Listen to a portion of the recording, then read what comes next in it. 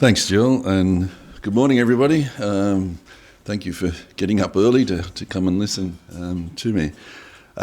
Thanks to Ausdent for asking me to do this and sponsoring this event. And I always enjoy my interactions with Jill and everybody at Ausdent. So I've been asked to talk about Ledermix cement, and certainly there are a lot of myths associated with this material and also its brother, the paste. But I'm not actually going to be talking about Ledermix paste this morning, so I just wanted to sort of make that clear. Apart from a little bit of the history of how the paste evolved into the cement, I won't be talking about the paste, so it's just purely about the cement version.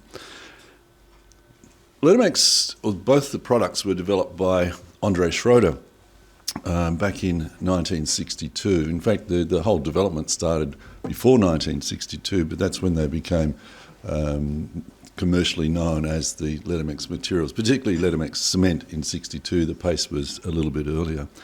So what we're talking about here is 62 years of this material being available. There is a lot of research, but certainly there's also a lot of clinical use of this material. And you know, we have to recognise that something that's been used clinically, there is evidence of sort in that if it's still being used by many people. You will see a number of pictures that I've taken from this textbook that Andre Schroeder wrote.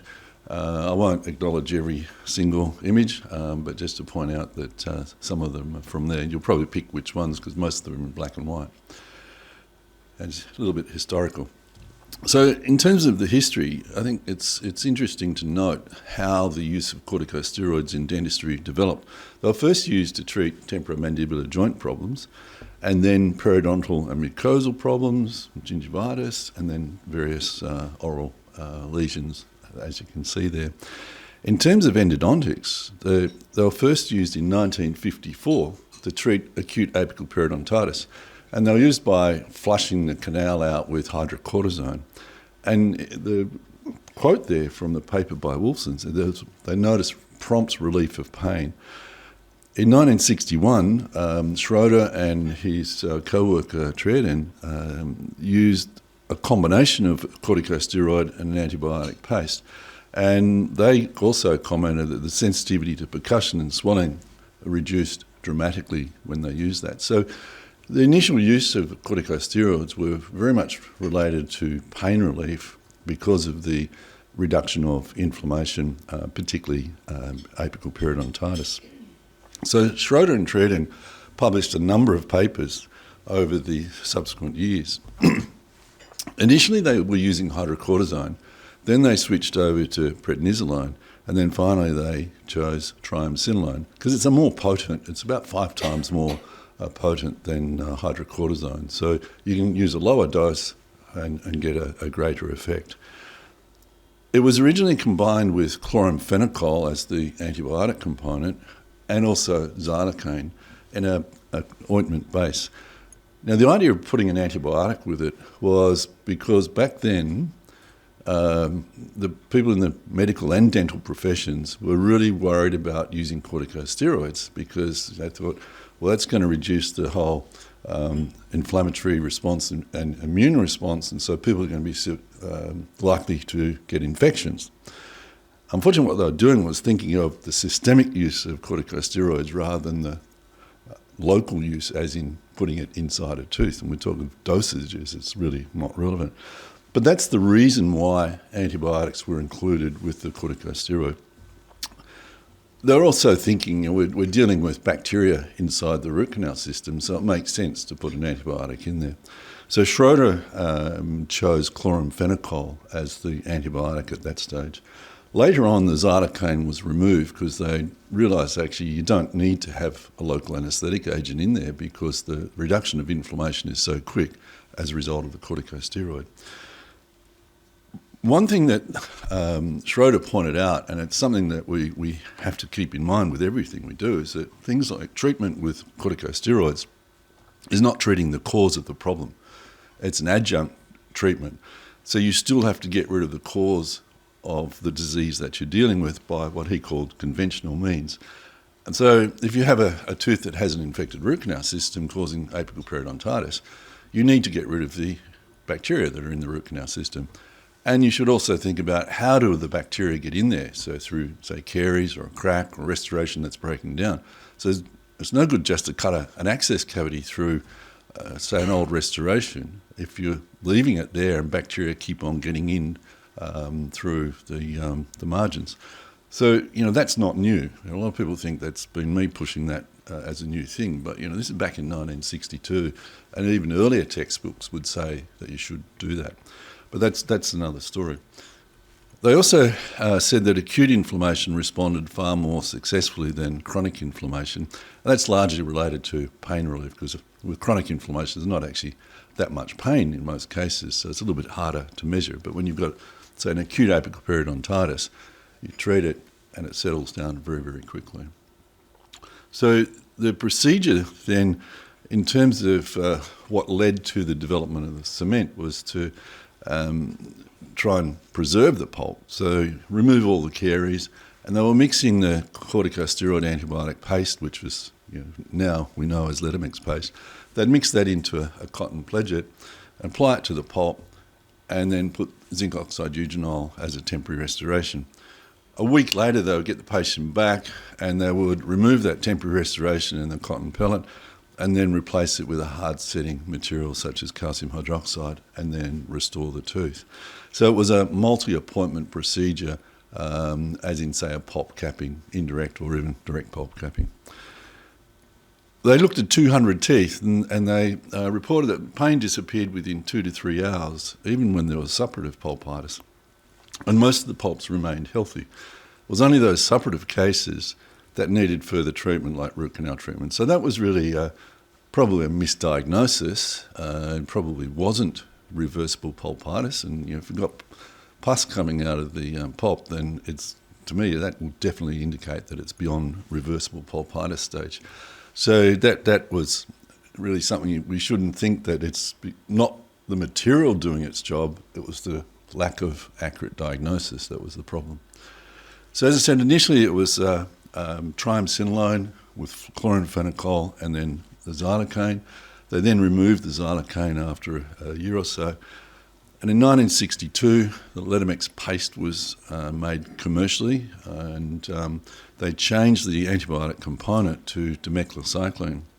Now that was for commercial reasons, because Lederle Pharmaceuticals, who made the original Ledermix, and that's why it had the name of Ledermix, it's after the company name, they had just developed dimeclocycline as a new antibiotic. So they wanted to use it in these products. So basically, they overrode Schroeder's choice of chloramphenicol, and that's why we have dimeclocycline. In many ways, it was actually a very fortuitous change, but we didn't know that for several decades later, because when we started looking at the use of Ledermix paste for things like inflammatory resorption, we then realised that actually the tetracyclines have an anti-resorptive action as well as its antibiotic reaction, so they can inhibit the clastic cells. But they didn't know that back at that time. So Schroeder said if we're going to do a direct pulp capping, we need to have a material that has three functions. It should be dentinogenic, so it should encourage the formation of dentine, reparative dentine. It should be antibacterial, because basically that's the reason we're treating these teeth, because of bacteria. And it should be anti-inflammatory to control the pain. But there's no single material that is likely to have all of those properties, particularly back then. So he said it's appropriate to combine materials. And why not? We do that all the time in dentistry. Even simple things like zinc oxide eugenol is a combination of two different materials. So he developed this cement. So it had the corticosteroid for anti-inflammatory action, antibiotic for antibacterial action. He added calcium hydroxide because that was well known as a dentinogenic material, plus it's antibacterial, and zinc oxide eugenol, which is anti-inflammatory and antibacterial. So we're getting all three of those properties with these four different components. he also said that the corticosteroid component has two main goals. One is to prevent acute exacerbation of any tissue that's already inflamed, and also to prevent the necrosis caused by calcium hydroxide. And that's something a lot of people don't fully comprehend. I mean, calcium hydroxide is a fantastic material. I use it in every tooth that I've ever treated, but it does have some downsides. And for those of you that were at the lecture yesterday, I talked about that a little bit in terms of how it can cause necrosis of the reparative cells in things like inflammatory resorption. But we also know when you put calcium hydroxide on a pulp that you do get a layer of necrotic tissue underneath that. So Schroeder was trying to prevent that from happening.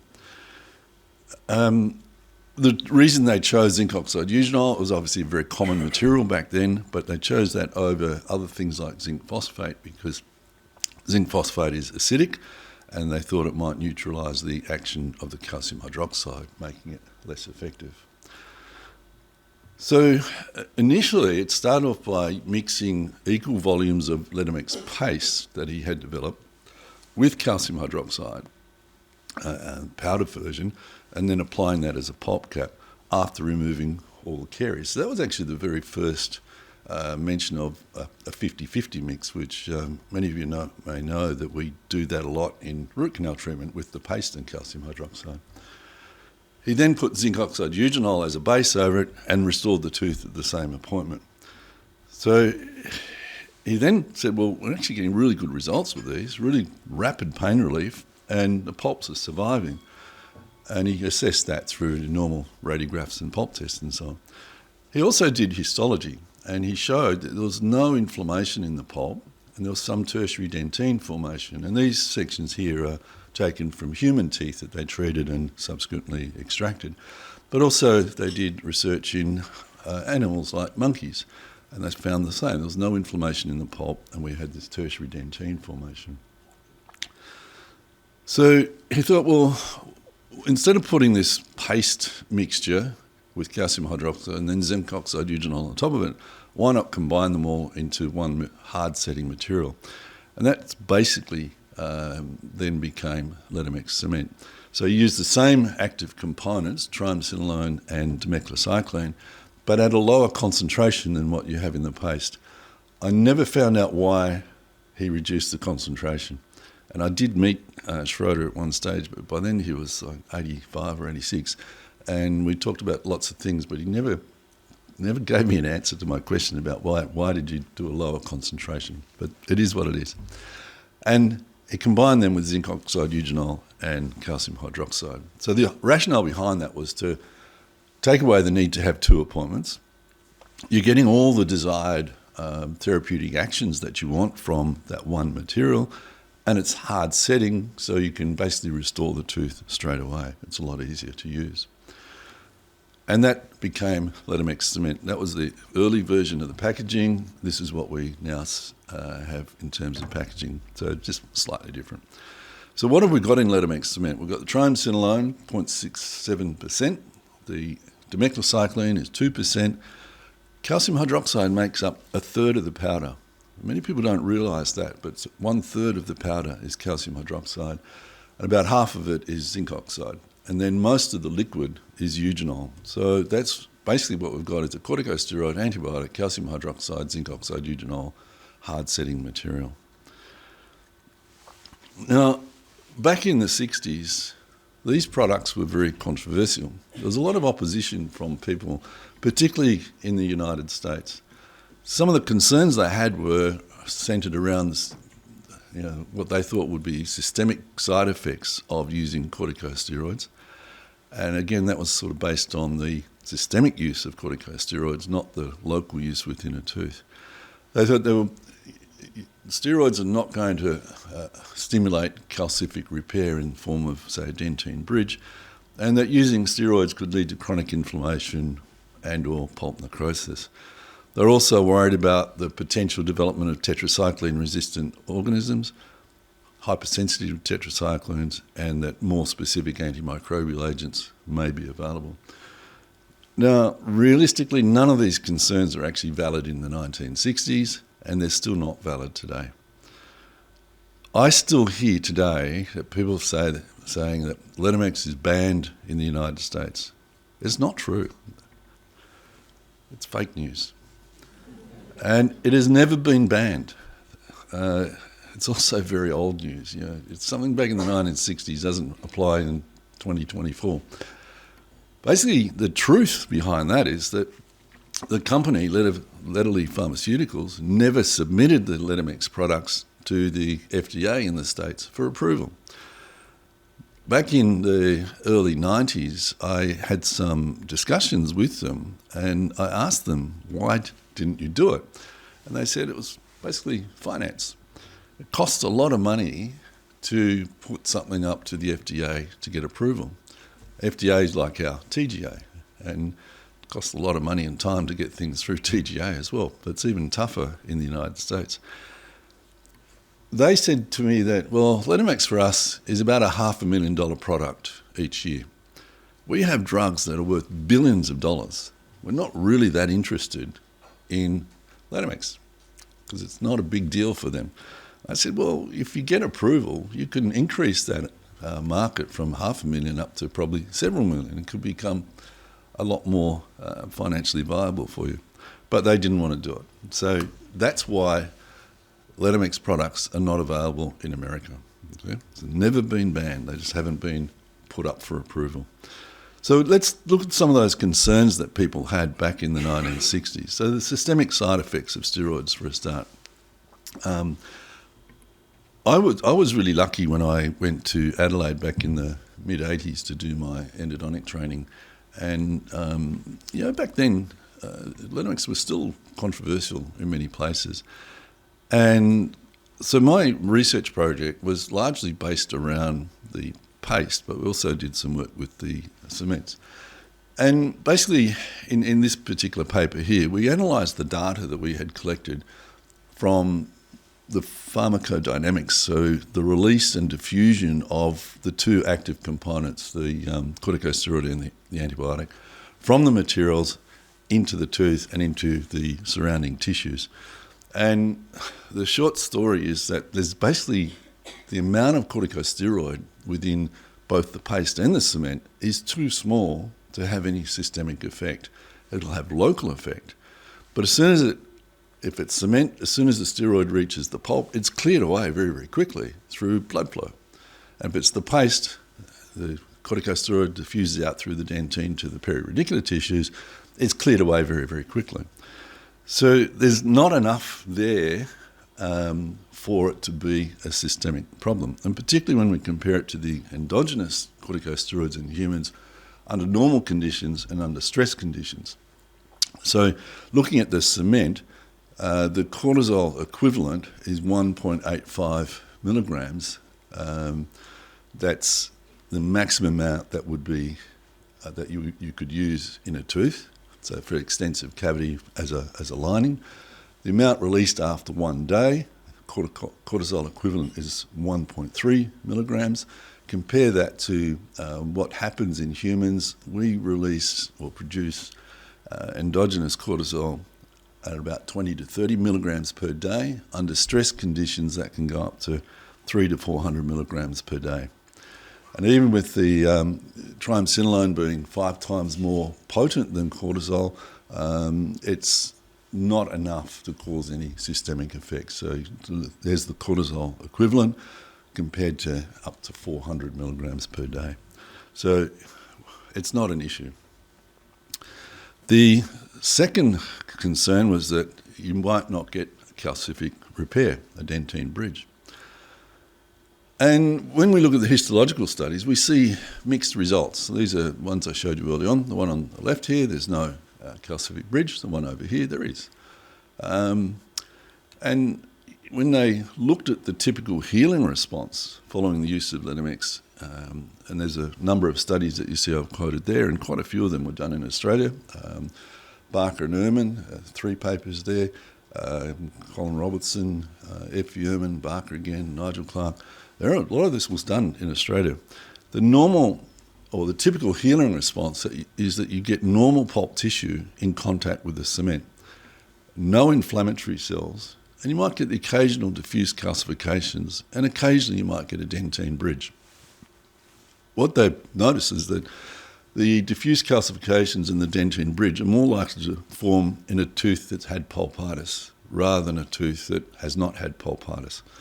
So why would you be treating a tooth that hasn't had pulpitis? Well, think of something like a trauma situation where the pulp is usually normal before the person falls over and fractures their tooth.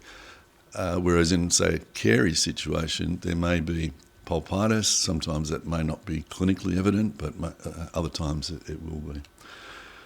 So there are mixed reports from those histological studies, but the question I always ask is, does it matter if you get a dentine bridge or not? And my answer is no. It doesn't matter one iota. What does the dentine bridge do for that tooth?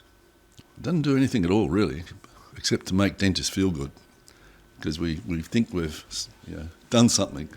So again, it's fake news. But that's the traditional teaching that's been out there that, you've got to get a dentine bridge. If you think about it, all it does is indicate that the pulp has been irritated and stimulated to form that dentine. But you don't need that for healing. And that's certainly what Schroeder and all the others showed. You can get healing without hard tissue formation. The dentine bridge does nothing to protect the pulp in the future. Okay, it's porous, it's not the typical dentine, it lacks the usual dentine structure. And even normal dentine doesn't stop bacterial penetration, because dentine, remember, is made up of thousands and thousands of dentine tubules. And every tubule is a possible pathway for bacteria to get from outside to inside, in other words, into the pulp.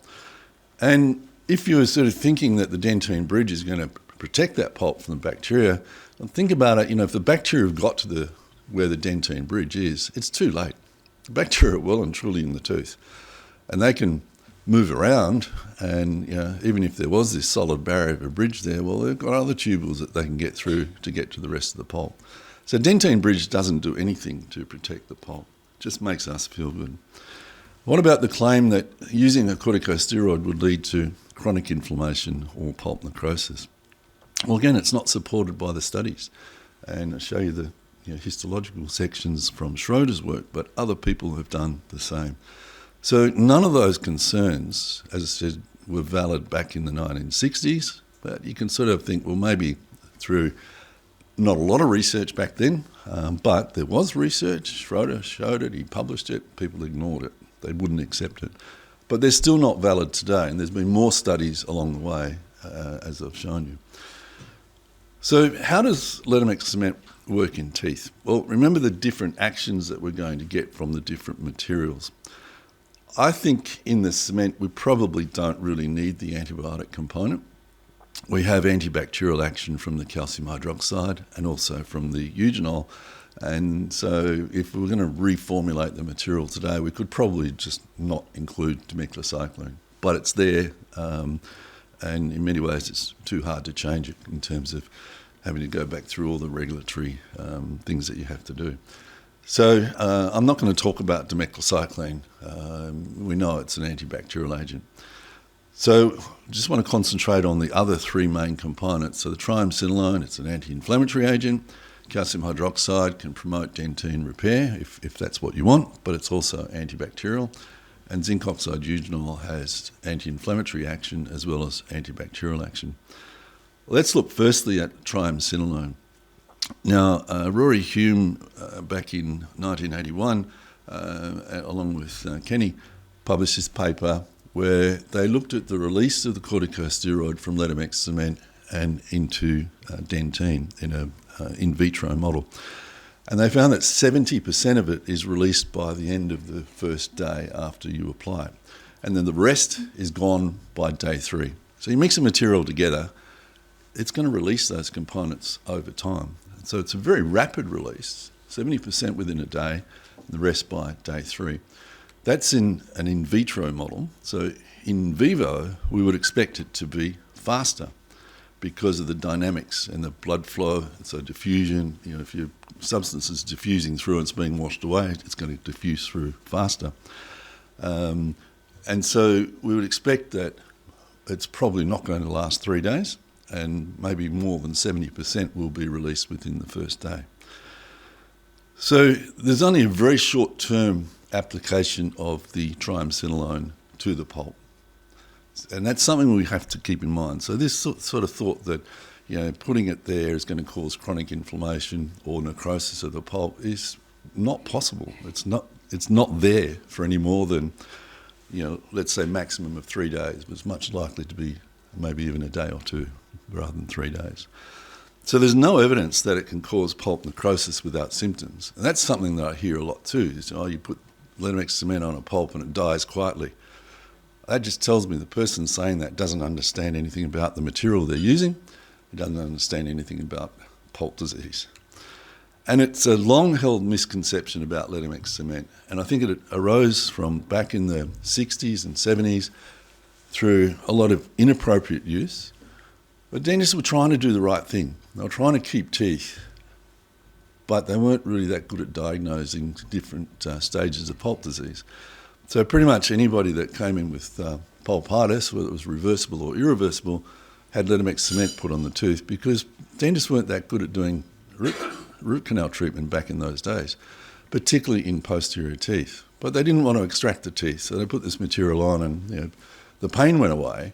But pain can go away for two reasons. One is because the pulpitis resolves, so reversible pulpitis, but the other one is because the pulp dies.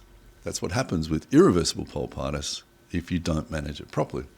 And these pulps died without symptoms, but that's not because the material caused the pulps to die. They were going to die anyway because they were irreversibly inflamed and they weren't managed appropriately.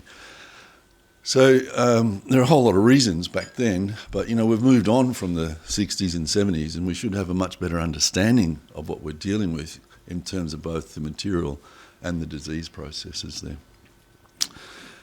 Interestingly, we published this paper which was looking at management of reversible pulpitis in teeth that had cracks that had caused that pulpitis. And the protocol was, once we'd removed the restorations, the caries and the cracks, if the tooth was deemed to be suitable, we would then place Ledermix cement as a lining, like an indirect pulp cap effectively, and then we put an interim restoration, then we followed the teeth up.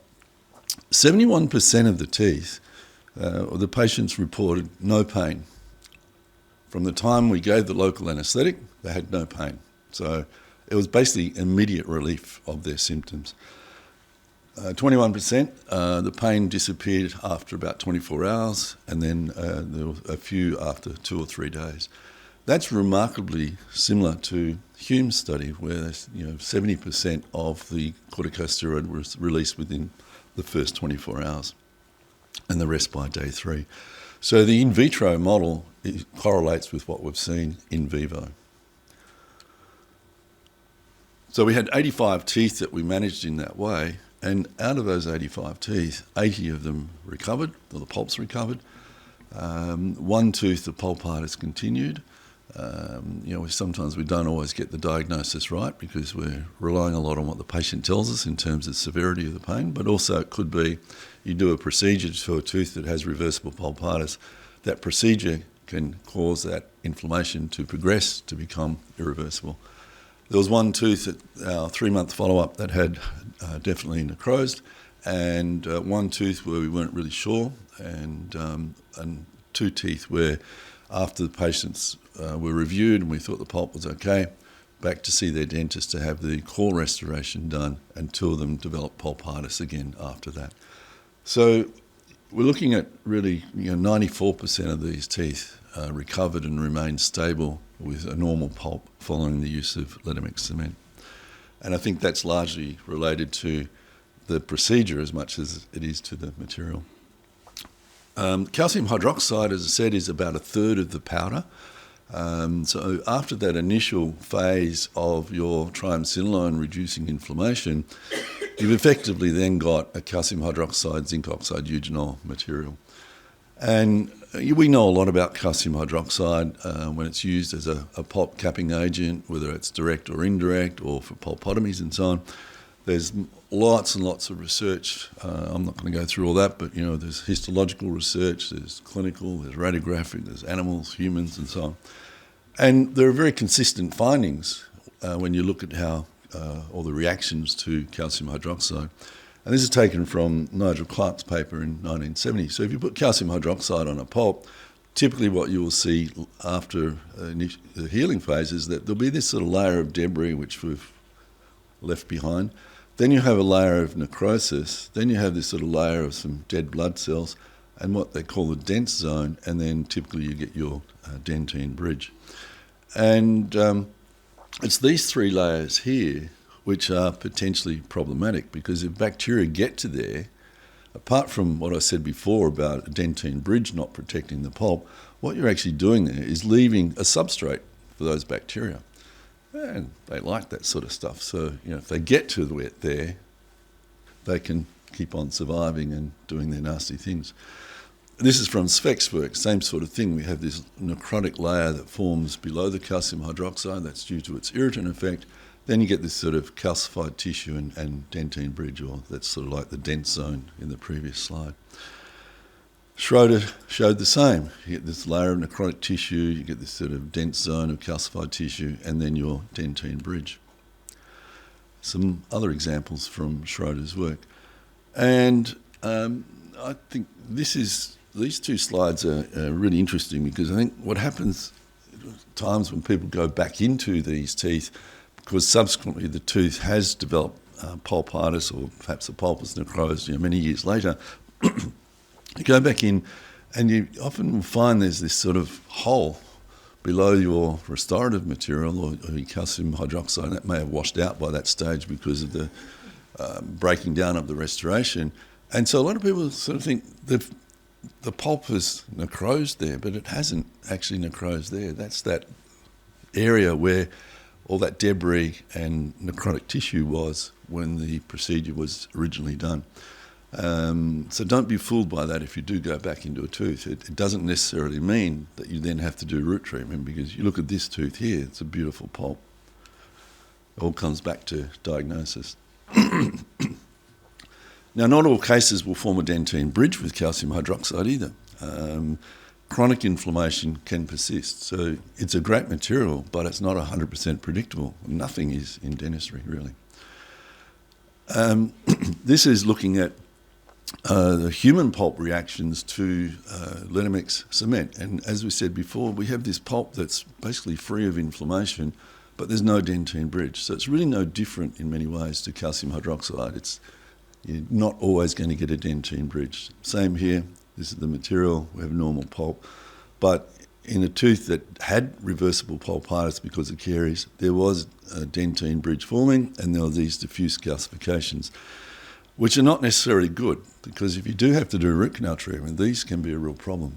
They can be to the extent where the canal is very calcified and very hard to find, or they may just block your access or make it very difficult for you to get down the canal. So, again, don't be focused on having to get a dentine bridge form. What about zinc oxide eugenol? That's both anti-inflammatory and antibacterial. Brandstrom's experiments from way back in the 1970s, what has been called the upside-down restoration, showed one of the values of zinc oxide eugenol, although that wasn't the purpose of his study. His study was to look at the effect of silicate cements, and those of you that are my age and older would remember silicate cements. That was what we used before composites came in to do an aesthetic restoration. But the thought back then was that if you don't have a really good lining with calcium hydroxide, the silicate being acidic is going to cause pulp irritation and potentially lead to pulp necrosis. So Brandstrom did these class 5 cavities in human teeth that were going to be extracted for orthodontic reasons, and in one group he just placed the silicate without a lining, and when they did the histology he found that the pulp was quite inflamed, particularly where the tubules communicating with the floor of the cavity was. But when he then stained for bacteria, he realised actually it's not the acid, it's the bacteria, because silicate was terrible in terms of sealing, didn't seal at all. So the upside-down restoration was where he put zinc oxide eugenol on the outside. So instead of using it as a base, he used it as the external restoration and the silicate as the base. And there was no inflammation. And that's because zinc oxide eugenol is a really good material. It'll stop bacteria getting into a tooth because of its antibacterial action with the eugenol.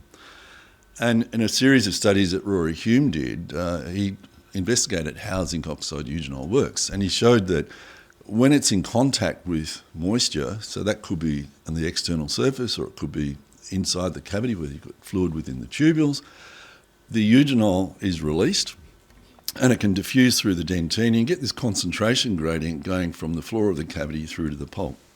And at the higher concentrations, it's antibacterial. At lower concentrations, it's anti-inflammatory. So we get the two actions from that material.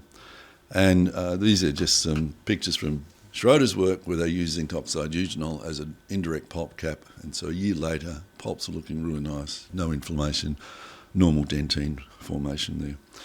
So what we've got are three, in fact really four, if you think of zinc oxide and eugenol as different things, but it's the eugenol that's the real key part of those two. So we've got the eugenol, we've got the triancylidine, we've got the calcium hydroxide. They're providing those three actions that we want. So the anti-inflammatory action, the antibacterial action from three of them, and then the dentinogenic action if you really do want that. So when can we use Ledermix cement? What are its indications for use? Well, reversible pulpitis, assuming you have the correct diagnosis, you can use it in any tooth, deciduous or permanent tooth, as an indirect pulp cap, a direct pulp cap, or pulpotomy, whether it's partial or full pulpotomy. So basically remove the caries, restorations, whatever, place your material, Ledermix cement, and then restore the tooth. If you have teeth that don't have any symptoms, but you have deep caries, you might be a bit concerned about causing some post-operative pain, then you can use it as a lining under your restoration. And, if you've got deep caries, there's a fairly good chance that you do have some inflammation within the pulp. It may not be at the clinical level where the patient reports it, but if you were to look at it histologically, you usually do have some inflammation. You can also use it to reduce the inflammation from your operative procedure that you've just done. You can use it as a temporary cement for things like temporary crowns after doing a crown preparation. Again, it's to reduce inflammation from that operative procedure that you've just done. You can use it as a root filling material in deciduous teeth.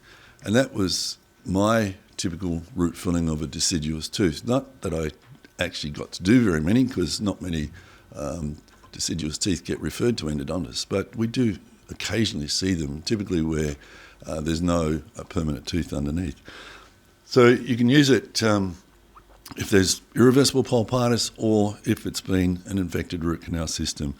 And the good thing about this material, as that tooth resorbs, normal physiological resorption, being a zinc oxide eugenol material, it's going to resorb at about the same rate as the tooth.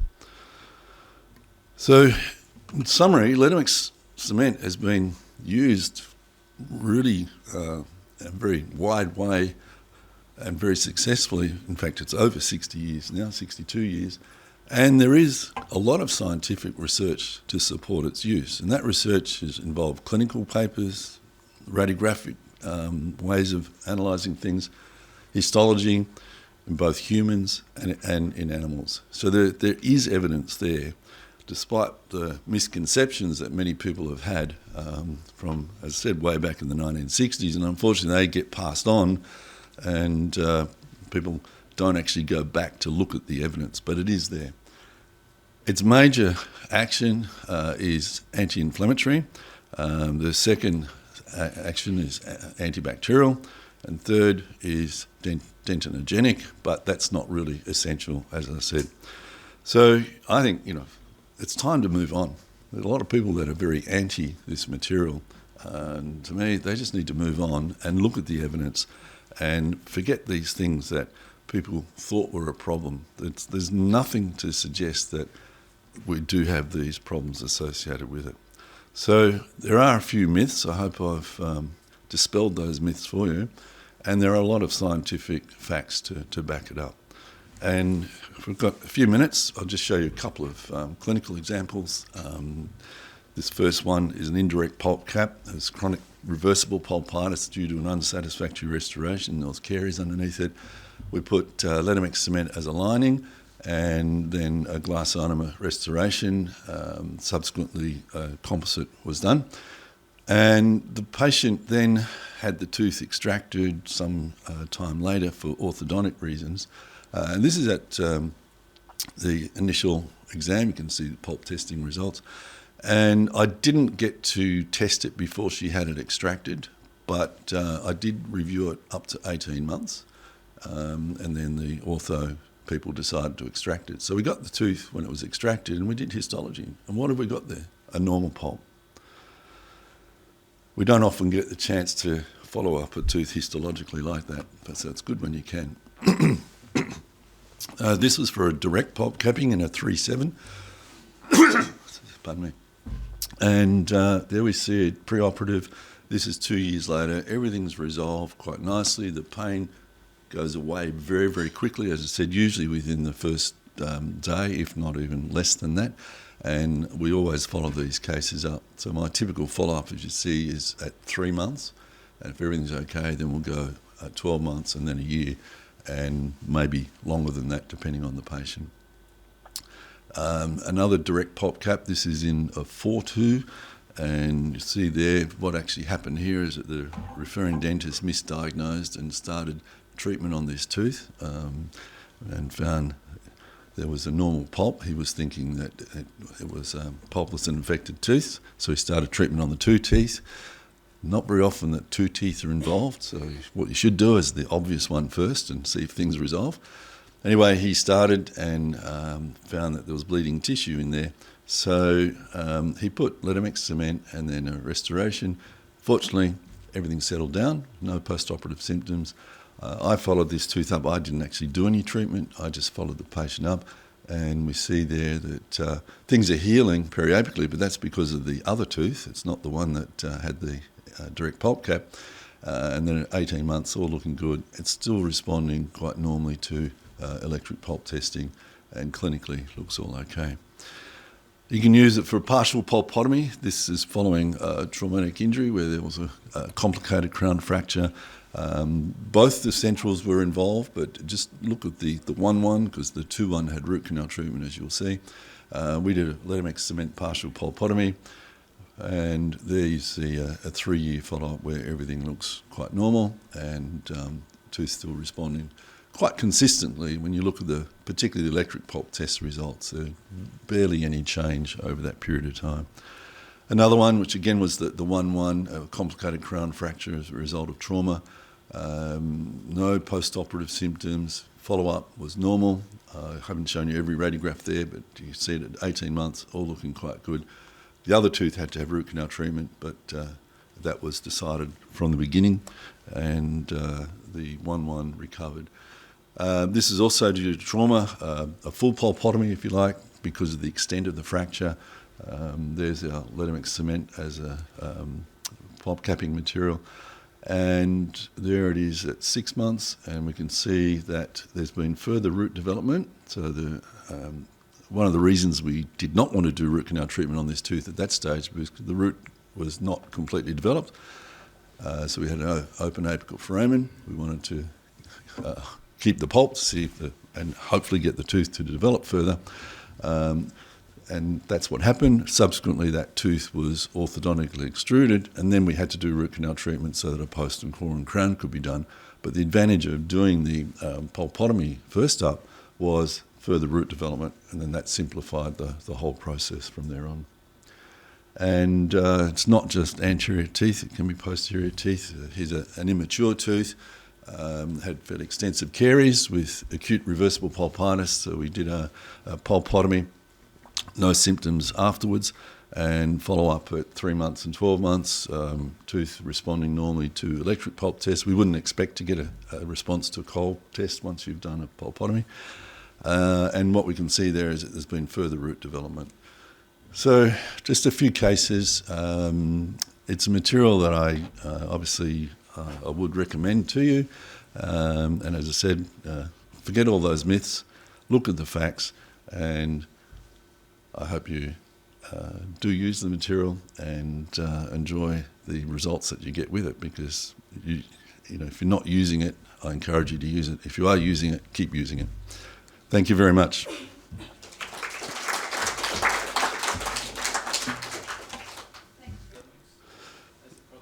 Yeah, the question was, am I advocating a spec pulpotomy with Ledermix cement? Yes, yeah.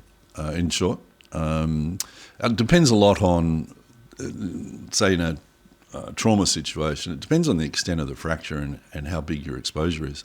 So sometimes you might be able to just do a pulp cap, and again, I would use Ledermix cement for that. Other times you might need to do a spec partial pulpotomy. Other times, like that canine I showed you, it might have to be a full pulpotomy. So for all of those situations, yeah, Ledermix cement is a good material. Well, it doesn't. So I'll just repeat the question for the recording.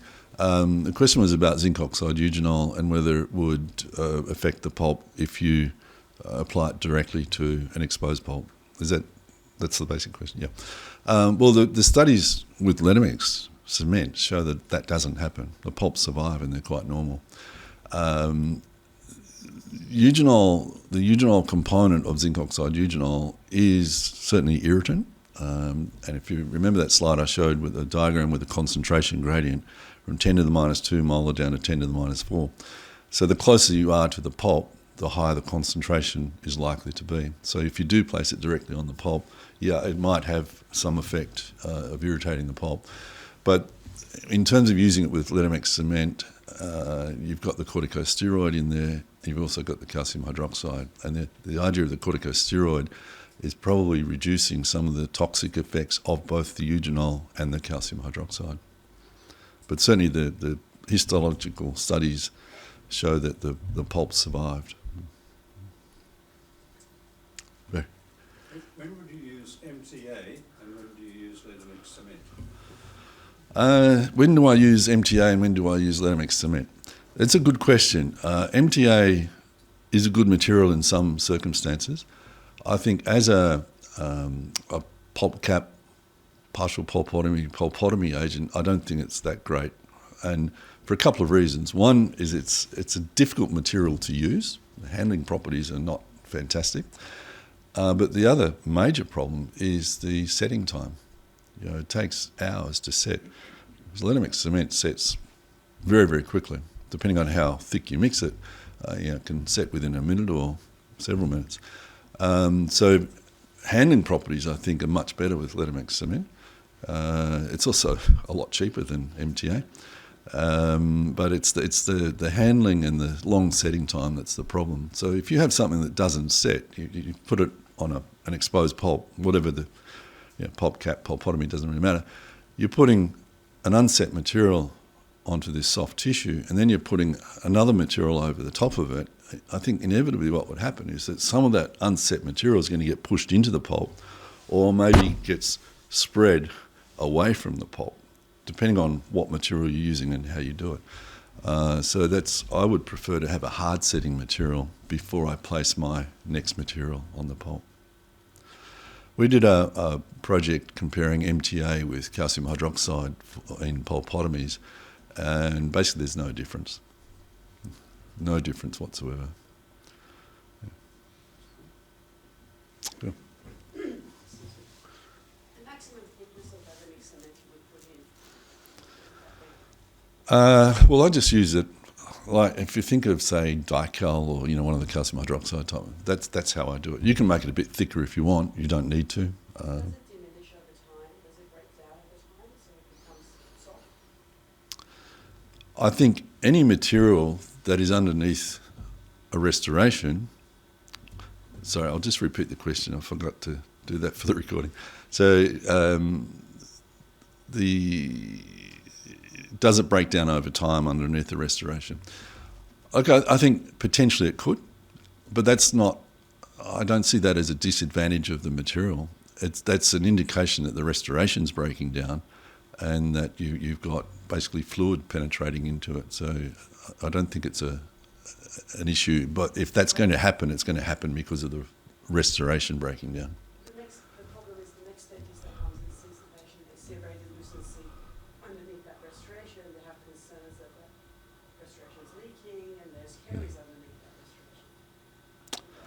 Yes, so if the next dentist coming along might see that a gap there might indicate caries. I guess that's possible, but that's possible with any material you put there. And I don't think it's going to wash out unless the restoration's no good. So if you actually have a restoration that is sealing the tooth, there's nowhere it can wash out to. There's nothing coming in to remove it. Because it's exposed to the pulp. Doesn't it wash out? It doesn't seem to. The question is, doesn't it wash out by being exposed to the pulp? But looking at the histological studies, no. And one more question, sorry. Is radiolucent, with Ledermix cement, it is a little bit radio opaque, but because of the small amount you use, you're not going to see it either way. And I think you're probably not going to see if it's washed out either. Yeah, because you've got typically a radio opaque material on top of it. So if you use it in a really thick layer, maybe, but when you're just using it as a thin layer, you're not going to see it. Yeah.